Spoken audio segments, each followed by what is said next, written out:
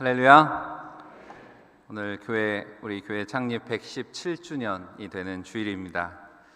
함께 예배하는 성도들 주님의 이름으로 환영하고 축복합니다. 교회 창립 주일이 우리는 12월이라서 창립 주일 따로 장식을 할 필요가 없지요. 가장 아름다운 장식이 있을 때 창립 주일을 지내게 되는 것도 감사한 일입니다.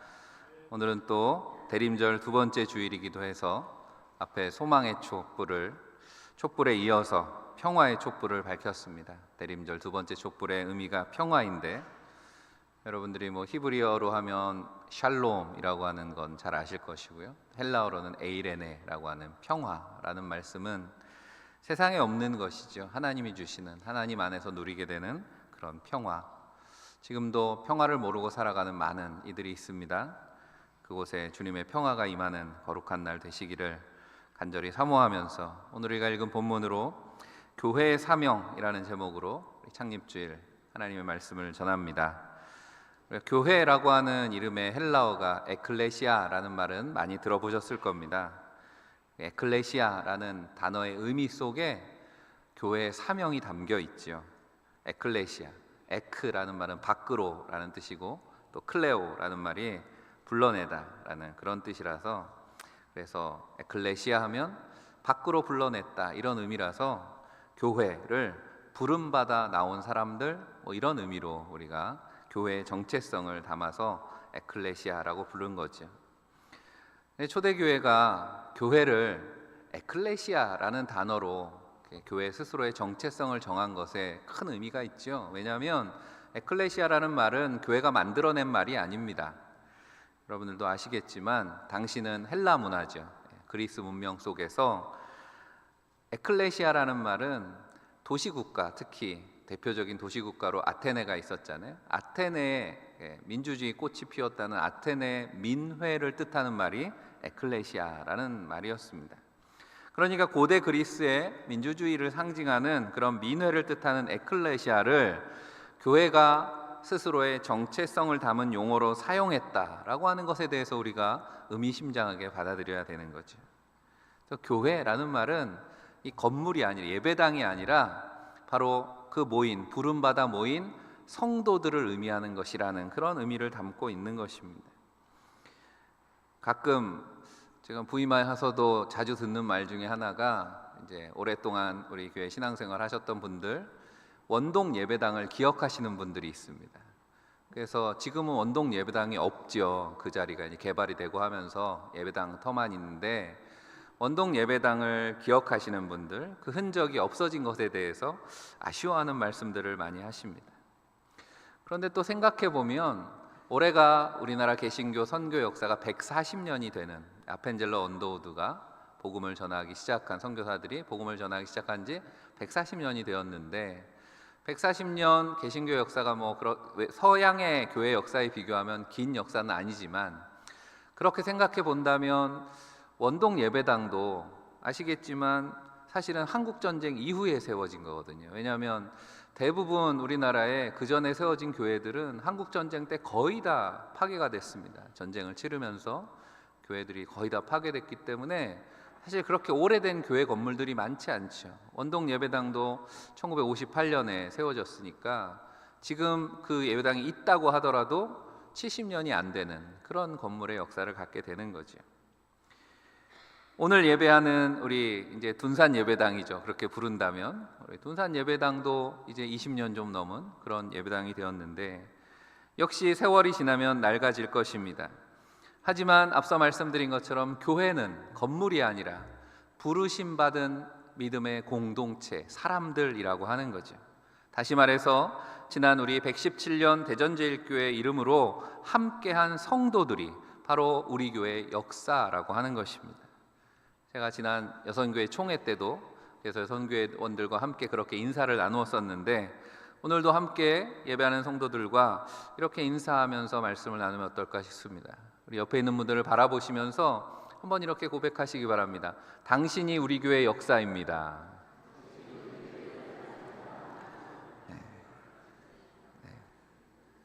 그렇게 인사하고 나니까 좀 교회라는 의미가 새롭게 느껴지지 않습니까? 여러분 한 분 한 분이 우리 교회 117년의 역사라는 거죠. 여러분들이 우리 교회 앞으로 120년, 200년 우리 교회 역사에 오늘 이 자리가 그렇게 기록될 것이다 라고 하는 겁니다. 우리가 이 땅에 살아가면서 세상의 문화를 함께 누리지만 또 그 문화를 뛰어넘는 것이 교회의 역사였습니다. 고대 그리스의 민회로서 에클레시아라고 할 때 우리가 교회를 에클레시아로 불렀을 때는 고대 그리스의 민회를 뛰어넘는 그런 공동체가 된다는 의미도 담고 있는 겁니다. 왜냐하면 고대 그리스의 민회는 남자들만의 모임이었다는 거죠. 그것도 20세 이상 성인들, 그것도 순수혈통을 강조했기 때문에 아버지 어머니가 다 아테네 시민이었던 그런 사람들, 자녀들, 20세 이상 남자들로 민회가 구성이 된 겁니다. 여성이든지 외국인이든지 노예라든지 장애를 가지고 있다든지 그러면 민회에 참여할 수가 없었습니다. 하지만 교회의 에클레시아로서 교회는 민회와는 차원이 달랐다는 거죠. 우리가 잘 아는 갈라디아서 3장 28절 말씀에 너희는 유대인이나 헬라인이나 종이나 자유인이나 남자나 여자나 다 그리스도 예수 안에서 하나이니라 말씀하고 있습니다. 이 말씀을 다시 한번 같이 읽어봅시다. 너희는 유대인이나 헬라인이나 종이나 자유인이나 남자나 여자나 다 그리스도 예수 안에서 하나이니라 믿으시면 아멘 하시기 바랍니다. 우리는 지금 이게 그렇게 대단하게 생각하지 않고 읽으셨을 수도 있습니다. 하지만 그 시대 그 문화 속으로 가서 한번 이 고백을 읽어보시라고 하는 거죠. 그 당시 사회 속에서 남자나 여자나 종이나 자유인이나 다 유대인이나 헬라인이나 그리스도 안에서 하나의 믿음의 공동체가 된다라고 하는 것이 얼마나 놀라운 고백이었는가라고 하는 겁니다. 그리고 민회를 소집하는 주체는 그리스 도시국가였다면 교회의 부르심은 하나님으로부터 나오기 때문에 구원의 은혜에는 차별이 없다라고 하는 말씀이기도 한 거죠. 우리 교회 117년 전에 사에리시 선교사죠. 이제 샤프 선교사가 교회를 시작할 때 그 당시 샤프 선교사의 어떤 선교 기록이나 이런 것들을 보면 우리나라 처음 복음이 전해졌을 때 한국 사회도 어떻습니까? 그 당시에 남존여비라고 하는 뿌리 박힌 유교 사상이 있었던, 그리고 신분의 구별이 분명했던, 양반, 상놈 구별했던 그런 시대 아닙니까? 그런 때 교회를 방문해 보니 초대교회, 한국 초대교회 모습입니다. 교회들 중에는 남자들끼리만 모여서 예배하는 예배당이 많았다는 거죠. 그래서 호라비 교회들이 많았다는 겁니다. 왜 그러면 교회에 아내들을 안 데리고 옵니까? 아내들을 교회 데리고 와야 되는 이유를 몰랐다는 거예요. 왜 여자들이 교회 오냐는 거죠. 아이들도 마찬가지입니다. 그러니까 남자 어른들끼리만 모여서 예배드리는 교회가 많았다는 거죠. 그래서 사에리시 선교사님을 비롯한 초대교회 여성 선교사들이 이런 교회 문화를 바꾸기 위해서 참 노력을 많이 했습니다. 가는 곳마다 구원의 은혜는 남녀노소 신분의 차별이 없다라고 하는 거, 앞서 읽은 갈라디아서 말씀처럼 말씀대로 가르치는 거죠. 구원은 모두에게 임하는 하나님의 은혜입니다. 그래서 특히 충청도 지역, 이 충남 지역에 선교를 많이 감당했던 사에리시 선교사님 같은 경우에 학교를 많이 세우죠. 특히 여성들을 위한 학교, 공주에 있는 영명학교 같은 곳이 여학생들을 기르는 학교였습니다. 그래서 한국 사회의 많은 여성 지도자들을 길러냈죠. 대표적인 인물이 바로 유관순 열사 같은 분들이잖아요. 어려서부터 감리교 신앙을 가지고 독립을 위해서 헌신했던, 또 우리나라 최초의 여성 목회자가 된 전밀라 목사님 같은 분, 다 영명학교 출신이라는 거죠. 부르심받은 공동체로서 교회에는 그래서 사명이 있습니다. 그리스의 민회가 국가의 부름을 받아서 국가의 중대사를 결정하기 위한 모임이었다라고 한다면, 교회는 하나님의 부르심을 받았다라는 점에서 차이가 있는 거죠. 하나님의 부르심 안에 하나님이 맡겨주신 사명을 감당하는 곳이 교회라고 하는 거죠. 자신들의 권리 행사를 위해서 모였던 민회와는 다른 거죠. 교회는 하나님이 맡기신 거룩한 사명을 감당하기 위해서 모인 공동체라고 하는 겁니다. 세상은 변하고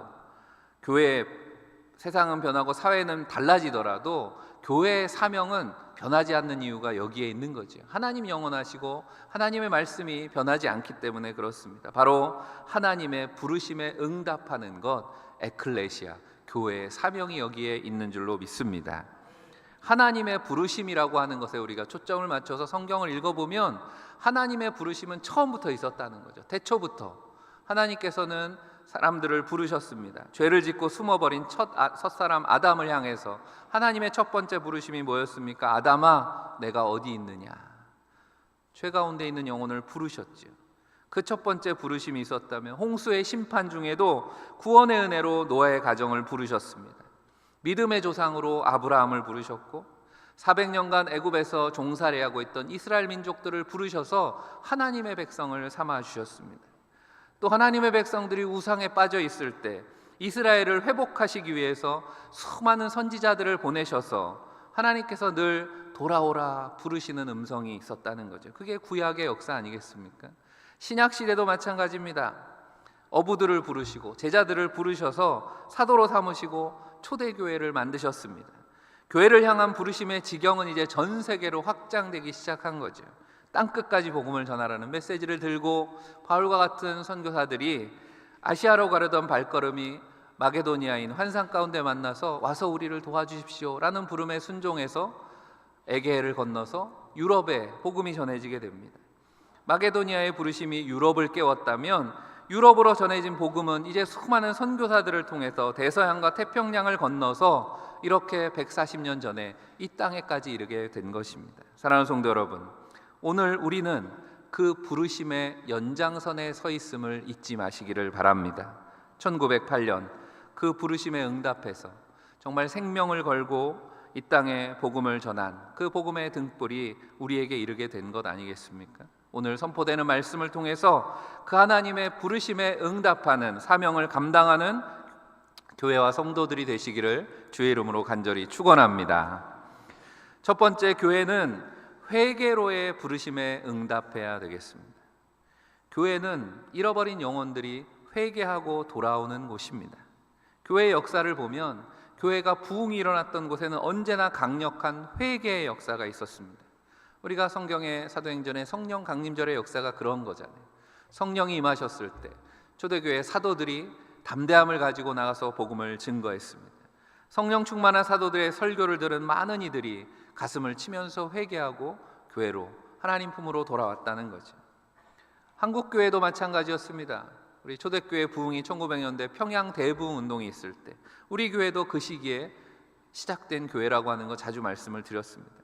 하나님의 부르심을 직면하게 되면 영혼에게 일어나는 가장 자연스럽고 정직한 반응은 주님, 내가 죄인입니다 라고 하는 고백이죠.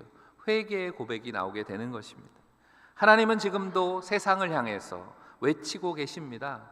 회개하고 돌아오라는 부르심입니다. 구약의 선지자들을 통해서 끊임없이 외쳐졌던 그런 메시지였고, 오늘날에는 우리의 양심을 통해서 먼저 부름받은 교회의 전도를 통해서 울려 퍼지는 부르심이라고 하는 겁니다. 오늘 우리가 읽은 누가복음 15장 말씀, 둘째 아들의 이야기이죠. 아버지의 재산을 미리 받아 먼 나라로 떠나서 내 힘으로 내 뜻대로 살면 자유롭고 행복할 것이다 라고 하는 그런 욕망을 따라갔던 그 아들의 삶 가운데 죄인의 한계를, 현실을 깨닫는데 그리 오랜 시간이 걸리지 않았습니다. 흉년이 들고 돈은 떨어지고 친구들도 떠나고 결국 돼지가 먹는 쥐엄 열매조차 얻지 못한 비참한 신세가 되어서야 비로소 아버지의 집을 떠올립니다. 오늘 우리가 다 읽지는 않았지만 탕자 이야기가 너무 길기 때문에 25절부터 읽었는데요. 앞에 17절에 보면 이에 스스로 돌이켜라는 말씀이 나오죠. 이르되 내 아버지에게는 양식이 풍족한 품꾼이 얼마나 많은가, 나는 여기서 주려 죽는구나. 이 둘째 아들 탕자가 회개하는 장면이 나옵니다. 사랑하는 성도 여러분, 교회가 그 부르심을, 회개의 부르심을 전해야 되는 이유가 여기에 있는 거죠. 우리가 전도한다는 것이 그런 겁니다. 세상을 향해서 주님께로 돌아오라, 회개의 부르심을 전하는 것입니다.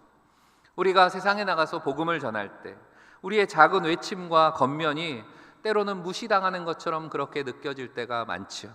특히나 요즘처럼 교회에 대해서, 성도들에 대해서 좋지 않은 인상을 가지고 있는 세상을 향해서 복음을 전할 때, 하나님의 부르심을 전할 때 사람들은 귀를 막고 스스로의 즐거움에만 취해 살아가는 것처럼 그렇게 보일 때가 있습니다. 하지만 언젠가 그들의 인생에도 이 둘째 아들처럼 그들의 삶에 흉년이 닥치고 영혼의 기근이 찾아올 때가 있습니다. 그때를 위해서 복음을 전하는 거죠. 그들의 마음이 약해질 때 복음을 기억하게 될 거라는 거죠. 하나님의 부르심이 있다라고 하는 것을 그들이 기억할 것입니다. 우리가 교회 홈페이지를 새로 만들면서, 교회 홈페이지 혹시 들어가 보신 분들이 있을지 모릅니다. 교회 홈페이지 들어가면 대전제일교회에 오신 것을 환영합니다 라고 하는 우리말 문구 밑에 영어로 Welcome to home 이라고 적어 놓았습니다. 일부러 그렇게 적었습니다. Welcome to church가 아니라 Welcome to home. 왜 Welcome to home입니까? 교회는 그런 곳이라고 하는 겁니다. 언제든 돌아와야 되는 하나님 아버지의 집이기 때문에 하나님 아버지의 집으로 돌아온 것을, 다시 집으로 돌아온 것을 환영합니다 라는 그런 의미를 담았습니다. 세상은 어떻습니까? 흔히 총성 없는 전쟁터라고 부릅니다. 그래서 많은 영혼들이 치열하게 경쟁하고 남들의 눈치 보고 상처받고 또 가면을 쓴 채 살아갑니다. 그러나 집은 어떤 곳입니까? 여러분들이 일과를 마치고 집에 돌아와서는 가면을 더 이상 쓸 필요 없잖아요. 여성들이라면 화장을 다 지웁니다. 민낯으로 불편한 정장도 벗어버리고 편안한 옷으로 갈아입습니다. 사회적인 지위나 체면이라고 하는 모든 것을 다 벗고 그저 있는 그대로 편안하게 쉴 수 있는 곳, 그곳을 우리는 홈, 집이라고 부른다라고 하는 거죠. 교회는 바로 그런 곳이 되어야 되겠습니다. 집과 같은 평안이 있는 곳, 언제 어떤 모습으로 찾아와도 환영하고 품어주는 곳, 그곳으로 부르심이 있는 곳이 바로 교회라고 하는 거죠. 그렇다면 우리의 교회 모습은 어떤가 한번 우리를 돌아보는 거죠. 교회 안에서도 여전히 체면 차리고 서로 경쟁하고 내가 얼마나 괜찮은 사람인가를 증명하려다 지쳐가고 있지는 않으시냐라고 하는 겁니다. 만약 교회가 세상과 똑같은 그런 사회의 모습과 같다면 세상에서 지친 이들, 둘째 아들과 같은 탕자들은 어디로 돌아가야 되느냐라고 하는 겁니다. 교회가 전도해야 된다 하지만 우리가 전도한다는 것이 우리가 세상보다 더 우월하다, 탁월하다, 도덕적으로 잘나서가 아니라고 하는 거죠. 우리도 하나님 아버지의 품이 없으면 살 수 없는 똑같은 죄인입니다. 하지만 우리가 먼저 하나님의 그 부르심에 응답했고 구원의 은혜를 깨닫고 경험한 사람들로 우리가 그 은혜의 비밀을 세상에 알려줄 사명이 있다라고 하는 것입니다. 117년 전에도 그랬죠. 식민 지배와 가난, 신분의 차별로 소망 없는 어둠의 땅에 복음의 빛이 비쳤습니다. 그 복음에 먼저 응답한 사람들이 있었습니다. 앞서도 말한 것처럼 복음을 알지도 못했던 여성들이 글을 배우고 복음을 알게 되고, 처음에는 교회에서 글을 가르쳤다는 거죠. 복음을 읽을 수가 없으니까. 그렇게 해서 복음을 접하고 새로운 하나님의 세계를 깨닫게 된 이들이 전도부인이 되었습니다. 전도부인이라고 불렀어요. 그리고 성경을 짐을 메고 팔도를 누비면서, 예전에는 책도 귀했으니까 성경책도 파는 거죠. 팔면서 복음을 전했습니다. 그래서 그런 분들을 매서인, 권서라고도 불렀습니다. 그렇게 목숨을 걸고 그들이 깨달은 주님의 부르심을 전했던, 예수께로 돌아오라 복음을 외쳤던 이들이 있었기 때문에 오늘 우리가 여기에 함께 예배하고 있는 거죠. 오늘도 우리 곁에는 길을 잃어버린 탕자처럼 지친 영혼들이 있습니다. 하나님의 부르심이 필요한 그들을 향해서 우리는 또 계속해서 외쳐야 되는 거죠. 예전에 그런 찬양이 있었잖아요. 함께 갑시다 내 아버지 집. 우리 아버지 집으로, 홈으로, 컴백홈, 다시 갑시다. 구원의 부르심, 회개의 부르심을 전하는 교회와 성도들이 되시기를 간절히 축원합니다. 두 번째로, 교회는 회개의 부르심과 더불어 감사로의 부르심에 응답해야 되겠습니다. 오늘 본문의 이야기가 시작되는 누가복음 15장 11절부터 이제 오늘 이 비유가 시작되잖아요. 11절 앞에 성경 단락에 여러분들이 성경을 펴고 계시면 단락의 제목이 뭡니까? 잃어버린 아들을 되찾은 아버지 비유, 이렇게 되어 있습니다. 그 잃어버린 아들이 누구입니까? 집 나갔다가 돌아온 둘째라고 생각하면 흔히 탕자의 비유라고 이 본문을 이야기하는 거죠. 그런데 우리는 오늘 25절부터 읽었습니다. 둘째만 있는 게 아니라 맏아들의 이야기가 오늘 본문에 나오는 거죠. 25절에 맏아들은 밭에 있다가 돌아와 집에 가까이 왔을 때 풍악과 춤추는 소리를 듣고, 28절에 그가 노하여 들어가고자 하지 아니하거늘 말씀하고 있습니다. 이 둘째가 돌아왔습니다. 아버지는 잃었던 아들을 되찾은 기쁨에 잔치를 벌였습니다. 그런데 그만 큰아들은 잔치자리에 들어가는 걸 거부했습니다. 그리고 화를 냈습니다. 아버지한테 따져 묻습니다. 29절에 내가 여러 해 아버지를 섬겨 명을 어김이 없거늘 내게는 염소 새끼라도 주어 나와 내 벗으로 즐기게 하신 일이 없더니. 큰아들이 이렇게 불평합니다. 큰아들의 모습을 보면서 이런 생각해 봅니다. 그는 아들이었는데 아들이 아닌 것처럼 살고 있는 것 같습니다. 스스로를 종처럼 여기는 거죠. 마치 자신이 하는 일을 그저 아버지의 명령을 따라서 섬기는 것이라고만 생각하고 있는 것은 아닐까. 그러니 내가 이렇게 뼈 빠지게 일했는데 아버지 나한테 해준 게 뭡니까? 이렇게 따지고 있는 거죠. 이게 그런 마음이었습니다. 둘째는 아버지의 집을 떠나서 아버지에게서 멀어졌다면, 큰아들은 아버지와 함께 살면서도 아버지에서 멀어져 있다는 거죠. 아버지의 마음을 잃고 살아가고 있습니다. 나름대로 주어진 사명을 잘 감당한다고 생각했는지 모르겠지만 그의 안에는 아무런 감격이 없는 거죠. 그저 의무감으로 일하고 있는 겁니다.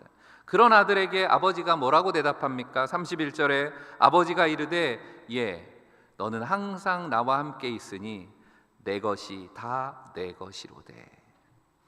내 것이 다 내 것이로되. 오늘 우리에게 주시는 하나님의 음성이 아닐까 생각합니다. 무슨 말입니까? 큰아들은 이미 모든 것을 가지고 있었다라고 하는 겁니다. 내 것이 내 것이다. 우리가 이 비유의 말씀을 내용을 다 안다고 생각하니까 구석구석에 빠뜨리고 읽는 말씀 구절이 있는데 대표적인 게 12절 같습니다. 12절 말씀을 한번 읽어보면서 놓치고 있었던 게 뭔가 한번 생각해 보시기 바랍니다. 같이 읽습니다. 그 둘째가 아버지에게 말하되 아버지여 재산 중에서 내게 돌아올 분깃을 내게 주소서 하는지라. 아버지가 그 살림을 각각 나눠 주었더니. 아멘. 어떤 단어가 눈에 들어오십니까? 각각 나눠 주었더니 라고 하는 거죠. 우리는 이 이야기를 다 알고 있다고 생각해서 둘째에게만 재산을 주었다고 생각하는 거죠. 하지만 철없는 둘째가 아버지의 유산을 요구했을 때 아버지는 큰아들에게도 유산을 나누어 주었다는 거죠. 사실 유산을 달라라고 요구하는 것, 그 당시의 문화로 생각하면 아버지를 죽은 사람 취급하는 셈이 되는 것이기 때문에 굉장히 무례한 요구죠. 해서는 안 되는 그런 요구를 작은 아들이 하고 있는. 그런데 이 아버지는 재산보다 아들이 더 귀했던 거죠. 그래서 아들의 요구를 들어줍니다. 그리고 아들이 돌아올 것을 믿고 맡깁니다. 어떤 일이 앞으로 벌어질지 뻔하지만 그 아들의 성품을 봤을 때 그래도 날마다 돌아올 아들을 기다리며 그렇게 하루하루 지내고 있었겠죠. 우리가 유대인들의 전통을 생각해 본다면 우리 성경에 보면 우리 야곱과 에서 이야기 속에서도 장자의 축복이라고 하는 것을 굉장히 귀하게 여겼습니다. 사실 장자에게 거의 다 줍니다. 유산의 대부분은 장자의 몫입니다. 그러니까 아버지가 아들들에게 각각 나누어 주었다라고 했을 때 누가 더 많이 가졌겠어요? 장자가 더 많이 받았습니다. 거의 대부분의 아버지의 유산은 장자의 몫이었습니다. 그러니까 장자의 축복과 권리를 이미 그 큰아들은 다 누리고 있었다는 거죠. 아버지의 모든 권세가 곧 자신의 권세였습니다. 그러나 그는 자신이 가진 것이, 자신이 누리고 있는 것이 얼마나 위대한 것인가라는 것을 깨닫지 못한 거죠. 사랑하는 성도 여러분, 그렇게 생각하면 우리는 이런 큰아들은 아닌가라고 하는 겁니다. 117년 교회 역사를 이어서 믿음의 공동체에 함께하고 있다는 그런 자부심이 우리 안에 있는가? 아니면 우리 안에 그런 감사를 잃어버리고 살고 있지는 않은가? 습관적으로 아니면 직분 때문에 교회 일을 감당하고는 있지만 입술에는 찬송보다는 불평이 먼저 나오지는 않는가? 내 사역이 짐처럼 느껴지지는 않습니까? 그렇다면 우리도 이 아들들과 다를 게 하나도 없다라고 하는 거죠. 탕자는 집을 잃어버렸다면 큰아들이 잃어버린 것은 무엇입니까? 그 아버지로부터 받은 그 권세, 감사를 잃고 살아가고 있다라고 하는 거죠. 사랑하는 성도 여러분, 자주 그런 말씀 드립니다. 그리스도인은 감사하는 사람들입니다. 기독교는 감사하는 종교입니다. 우리가 감사로 부름받았음을 믿으시기를 바랍니다. 감사의 눈을 뜨게 되면, 감사의 눈으로 사명을 대하게 되면 우리의 삶의 차원이 달라지게 되어 있습니다. 부르심에 감사함으로 응답할 때 우리의 모든 일상이 사명이 된다는 것입니다. 부활하신 예수님께서 제자들을 보내시면서 하늘과 땅의 모든 권세를 내게 주셨으니 라는 말씀을 하셨습니다. 그 말씀은 무슨 말입니까? 너희가 모든 것을 가지고 있다라는 말씀을 하는 겁니다. 가정과 직장, 학교 어디든 우리가 부르심에 감사로 응답하게 될 때 우리는 주님이 그렇게 원하셨던 선교적인 삶을 비로소 살게 되는 것입니다. 내가 하는 일이 그저 단순한 의무나 생계수단을 위한 벌이나 자기 만족을 위한 일이 아니라 하나님이 맡기신 거룩한 사명이 되는 줄 믿습니다. 내 것이 다 내 것이다 말씀하시는 하나님의 사랑의 음성을 들으시기를 바랍니다. 우리 교회의 역사는 바로 그런 음성에 감사로 응답한 믿음의 선배들의 헌신이 있었기 때문에 여기까지 이르게 되었다는 사실을 잊지 마시기를 바랍니다. 이제는 우리 차례라고 하는 겁니다. 저와 여러분의 차례입니다. 그 부르심 앞에 날마다 감사로 응답하는 성도들, 감사로 사명을 감당하는 성도들 되시기를 주의 이름으로 간절히 축복합니다. 마지막으로 교회는 기쁨의 부르심에 응답해야 됩니다. 교회의 궁극적인 목적이 뭘까? 우리가 이렇게 모여서 예배하고 우리의 사역을 감당하는 이유가 뭘까? 구원의 기쁨을 누리기 위해서입니다. 누가복음 15장 전체 끊어보면 세 개의 비유가 나옵니다. 잃은 양을 찾는, 잃은 드라크마를 찾은, 그리고 잃은 아들을 찾은 이야기. 공통된 주제는 잃은 것을 되찾은 기쁨에 대한 이야기입니다. 잃은 양을 찾았을 때 목자의 기쁨에 대해서, 잃어버린 드라크마를 찾았을 때 여인의 기쁨에 대해서 공통적으로 하는 말씀이 뭡니까? 잃은 양, 잃은 돈을 찾았다고 하지 않고 회개에 대한 이야기를 하는 거죠. 앞서 7절 말씀해 보면 이와 같이 죄인 한 사람이 회개하면 하늘에서는 회개할 것 없는 의인 99으로 말미암아 기뻐하는 것보다 더하리라 말씀합니다. 오늘 말씀의 32절에도 이 내 동생은 죽었다가 살아났으며 내가 잃었다가 얻었기로 우리가 즐거워하고 기뻐하는 것이 마땅하다 하니라. 아버지는 큰아들을 잔치로 초대합니다. 함께 기뻐하자. 내 동생이 그저 방탕한 생활하다 돌아온 게 아니라 죽었다가 살아난 아들 아니냐, 그렇게 고백하고 있는 겁니다. 교회의 사명은 이렇게 함께 기뻐하는 일입니다. 기쁨이고 사명이고 우리의 사명 가운데 참된 기쁨이 있음을 믿으시기를 바랍니다. 여러분, 우리가 소망하는 천국이 어떤 곳입니까? 엄숙하게 심판받는 법정이 아니라 천국은 잃어버린 영혼들이 돌아올 때마다 풍악을 울리고 춤을 추는 잔치집이라고 하는 겁니다. 우리가 천국에 가게 되면 날마다 잔치가 벌어질 겁니다. 대전에서, 대한민국에서, 또 유럽에서, 미국에서 오늘 잃어버린 영혼들이 주님께로 돌아올 때 천국에서는 날마다 잔치가 벌어진다는 거죠. 이 땅의 교회는 그런 천국의 모형입니다. 당연히 교회는 기쁨이 넘쳐야 됩니다. 무엇을 기뻐하는 것입니까? 한 영혼이 주님께로 돌아오는 것, 그것을 최고의 가치로 여기면서 온 교회가 날마다 들썩이는 축제 자리가 되기를 간절히 축원합니다. 근데 여러분, 잔치 많이 해보셨죠? 잔치하려면 뭐 해야 됩니까? 준비를 해야죠. 잔치 준비를 해야 됩니다. 그래서 교회도 그런 잔치를 벌이려면 섬기는 분들 스텝이 있어야 되는 겁니다. 처음 교회 나오는 이들 환대하고 돌봐주고 양육할 그런 사람들이 필요한 거죠. 그래서 사역을 하는 겁니다. 오늘 주보에 보시면 이제 교회가 바나바 사역을 본격적으로 시작하려고 광고를 냈습니다. 바나바 사역이라는 게 어려운 게 아닙니다. 우리 교인들, 새로 오시는 분들, 아니면 교회에서 소외되어 있는 그런 분들을 나서서 좀 챙기는 분들이 있어야 돼요. 돌봄이 필요한 거죠. 바라기는 우리 모든 교인들이 다 바나바 되기를 저는 원합니다. 이제 시작하는 거지만 여러분 적극적으로 함께 해주시기를 바랍니다. 지난 금요 기도회 때도 윤도우 목사님이 한국교회 트렌드에 대한 이야기하면서 2026년도 트렌드 중에 하나가 돌봄이라고 하는 주제에 대한 이야기를 했습니다. 지금은 돌봄이 필요한 시대라고 하는 거죠. 교회 밖이든 교회 아니든 마찬가지입니다. 우리나라 사회가 1인 가구도 많아지고 고령화되고 사회 속에서 외로운 분들이 많은데 교회 안에서도 그렇게 소외된 사람들이 많더라라고 하는 거죠. 통계를 통해서 그런 결과를 우리가 얻었습니다. 새 가족만이 돌봄이 필요한 게 아니죠. 한 주간 세상에서 치열하게 영적 전쟁을 치르고 살다가 지쳐 돌아온 이들도 많습니다. 때로는 탕자처럼 세상 쾌락을 쫓다가 실패하고 죄책감 가지고 돌아와 앉아 있는 분들도 있을 겁니다. 아니면 큰아들처럼 열심히 살기는 했지만 마음이 강팍해져서 냉랭한 가슴, 감사를 잃어버린 채 앉아 있는 성도들도 있을 겁니다.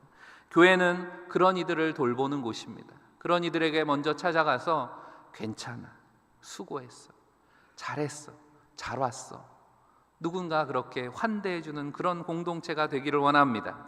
우리가 교회에서 늘 믿음이 이깁니다, 그렇게 고백은 하지만 늘 이깁니까? 넘어지고 실패하고 실수할 때도 많습니다. 그렇게 지치고 힘겨워하는 형제들을 향해서 힘들죠, 나도 그래요. 하지만 우리가 지난 한 주도 이렇게 건강하게 지내다 다시 만나니 얼마나 좋습니까? 반갑습니다. 서로 격려하고 짐을 나누고 상처를 싸매주는 치유의 공동체가 되기를 바랍니다. 교회는 절대로 믿는 자들끼리끼리 모여서 노는 놀이터나 성공한 사람들이 자기를 과시하는 사교 클럽이 되어서는 안 된다는 것입니다. 누군가가 상한 마음으로 돌아왔을 때 그저 눈치 보지 않고 펑펑 울 수 있는 곳이 되어야 되는 거죠. 그리고 그 눈물이 외로운 눈물이 아니라 누군가 함께 울어주는, 그 눈물이 변해서 기쁨의 춤이 되는 잔치자리가 되어야 되는 것입니다. 재산을 탕진한 놈이 어디라고 기어들어와, 그렇게 정죄하는 큰아들 같은 율법의 눈이 아니라 죽었다가 다시 살아난 거 아니냐, 우리 기뻐하자, 기뻐하는 것이 마땅하다라고 말하는 아버지의 사랑의 마음을 품은 교회가 되어야 되겠습니다. 그렇게 하나님의 부르심에 응답하는 기쁨이 넘치는 교회 되시기를 간절히 축복합니다. 사랑하는 성도 여러분, 우리가 오늘이 117년 교회 생일이라고 이야기할 때 저 단순히 숫자를 헤아리는 그런 날이 아닙니다. 죄와 사망 어둠의 이 땅의 백성들을 구원하시기 위해서 우리를 천국 백성으로 불러주신 그 놀라운 은혜의 부르심 앞에서 우리에게 주어주신 교회의 사명을 다시 기억하는 날이죠. 구름과 같이 수많은 믿음의 선배들이 그랬던 것처럼 이제 우리 차례라 그랬습니다. 언제나 감사함으로 우리에게 주신 복음의 사명을 감당해야 되겠습니다. 세상에서 길을 잃고 방황하는 영혼들이 아직도 많지요. 그들이 회개하고 돌아와서 평안한 쉼을 누리는 그런 교회가 되기를 원합니다. 그래서 날마다 잃은 영혼들을 회복하는 기쁨이 넘치는 잔치자리로 천국을 경험하는 우리 대전제일교회 되기를 주님의 이름으로 간절히 축원합니다. 기도하겠습니다. 사랑의 하나님, 117년 변함없는 사랑으로 함께하신 놀라우신 은혜를 감사합니다. 위대한 복음의 역사를 기념하며 예배하는 이 시간, 사랑하는 성도들을 향한 거룩한 부르심 앞에 믿음으로 응답하게 하여 주옵소서. 회개의 부르심에 응답함으로 잃어버린 영혼들이 돌아오게 하여 주옵소서. 감사의 부르심에 응답함으로 우리의 일상이 사명이 되게 하여 주옵소서. 기쁨의 부르심에 응답함으로 날마다 천국 잔치가 열리는 교회 되게 하여 주옵소서. 우리를 부르시고 영원히 함께 하시는 우리 구주 예수 그리스도의 이름 받들어 간절히 기도하옵나이다. 아멘.